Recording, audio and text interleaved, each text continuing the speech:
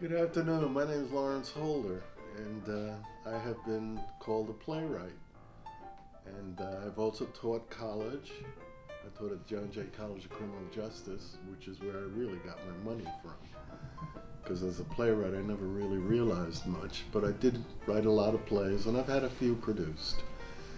Back in 1969, when I was the executive director of the New Art School in Newark, working with Amiri Baraka and Amina Baraka, they had the African Free School, which is the elementary school, and we had the high school equivalency college preparatory school, and they had another school that was also similar to that. So we were pals, as it were.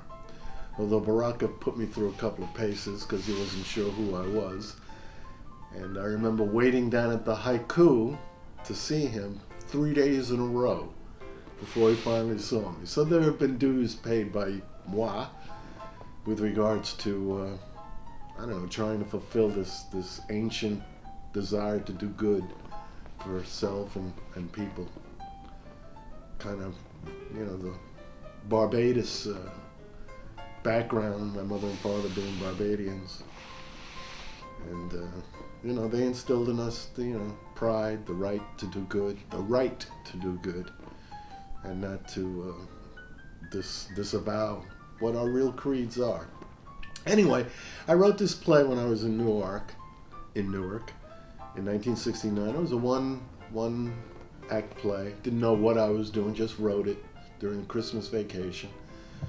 Took it down to Woody King, with whom I'd had the pleasure of knowing. And he seemed to like the play. He actually put it up on the boards. We were going to do it.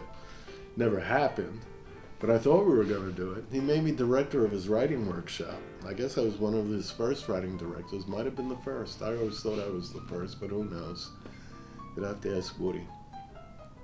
And he liked the play, and he suggested I take the play to Ron Hobbs, who was a literary agent. And Hobbs got it, involved in I think it was a double-day publication.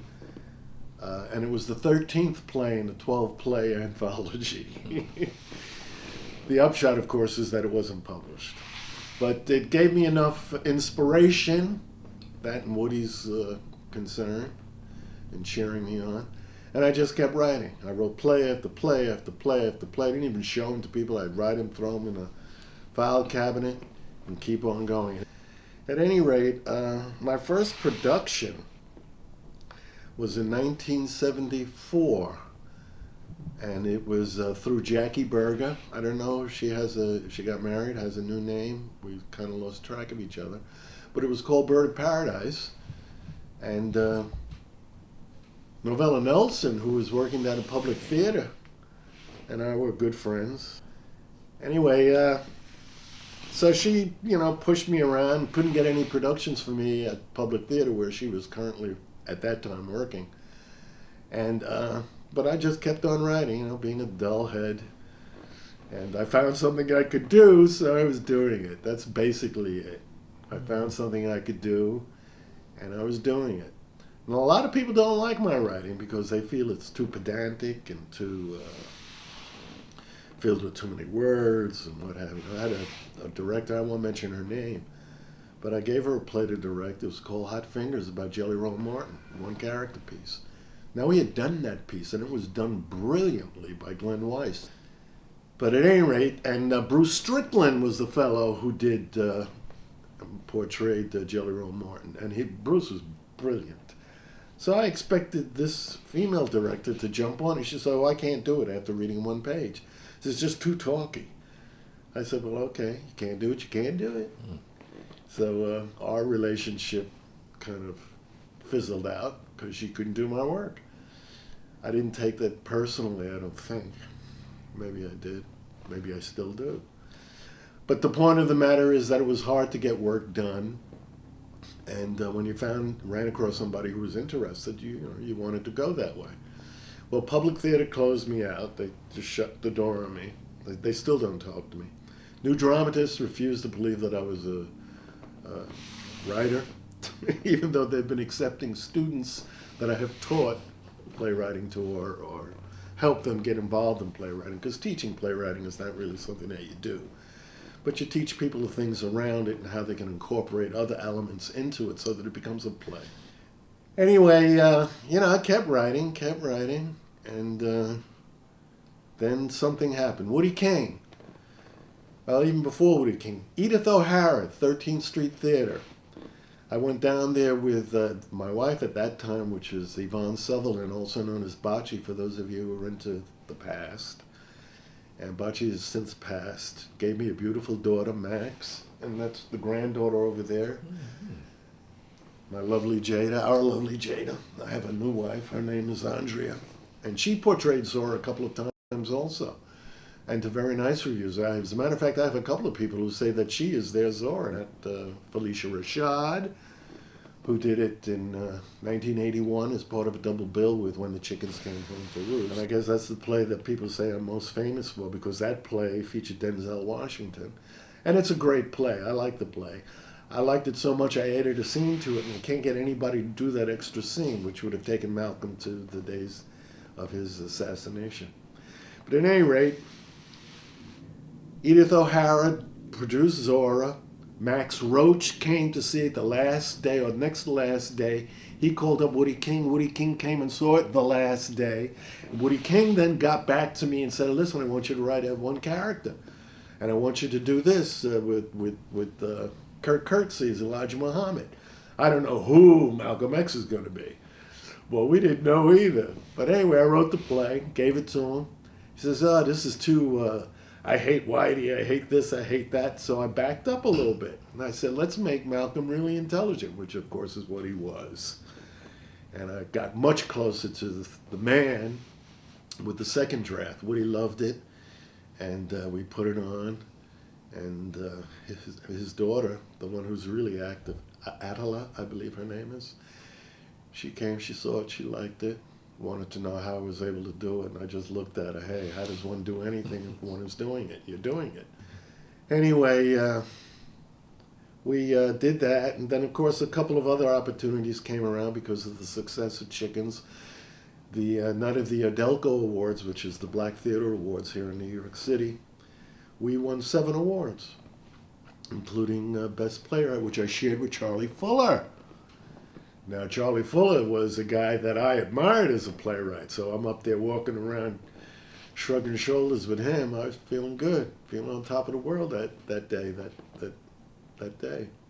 Sunday, I guess it was. So, anyway, I was just writing, and that's what was getting me off, the writing, not the accolades, although it's nice to know that people like some of the stuff you were doing. That's always good.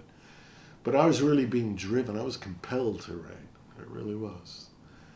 Teaching school, the only thing that really worked was working with the kids, the students, the administrators, and other teachers. I mean, everybody just wants to exploit the very people upon whom all of our things are based upon, the people. Anyway, so I hit the acme of my career at that point in 1981, but I kept writing.